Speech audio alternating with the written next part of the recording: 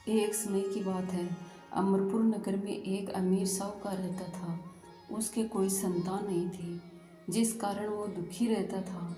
संतान प्राप्ति के लिए वो हर रोज सोमवार शिव जी की पूजा और व्रत करता था। संध्या के समय जाकर रोज घी का दीपक जलाता था। एक दिन माता पार्वती उसकी भक्ति देखकर बहुत खुश हुई और उसने भगवान शिव से कहा, हे प्रभु, यह आपका सच्चा भक्त है, इसकी इच्छा पूरी करो। तब भगवान शिव ने माता पार्वती को समझाया कि इसके भाग्य में संतान नहीं है, लेकिन माता पार्वती नहीं मानी। तब भगवान शिव ने उस आदमी को सपने में दर्शन दिए। संतान प्राप्ति के साथ उन्होंने ये भी बताया कि उसकी आयु 16 साल होगी।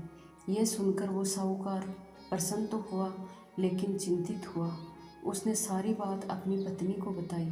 पुत्र की अल्प आयु जानकर साहूकारनी भी दुखी हुई, लेकिन साहूकार सोमवार के व्रत का नियम नहीं छोड़ा।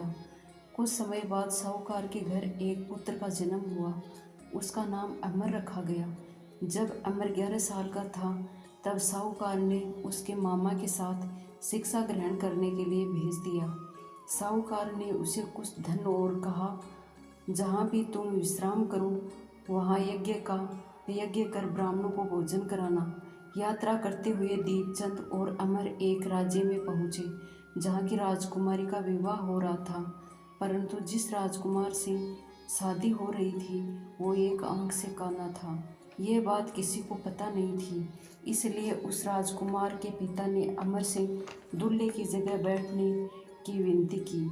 अमर ने विनती स्वीकार करते हुए राजकुमारी चंद्रा से शादी तो कर ली, लेकिन विदाई होने लगी तो राजकुमारी चंद्रा को सारी बात बता दी और उन्हें छोड़कर पिता के घर छोड़ा काशी चला गया। जब अमर 16 वर्ष का हुआ, तब उन्होंने एक यज्ञ का आयोजन किया।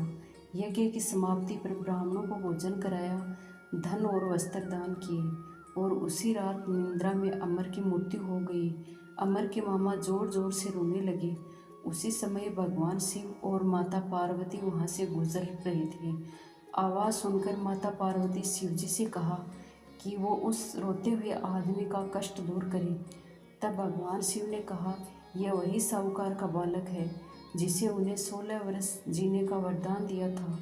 तब माता पार्वती ने भगवान शिव से कहा, हे प्रभु, इसके पिता 16 सोमवार का व्रत करते हैं, आपको भोग लगाता है, कृपा कर इसके दुखों को दूर करो।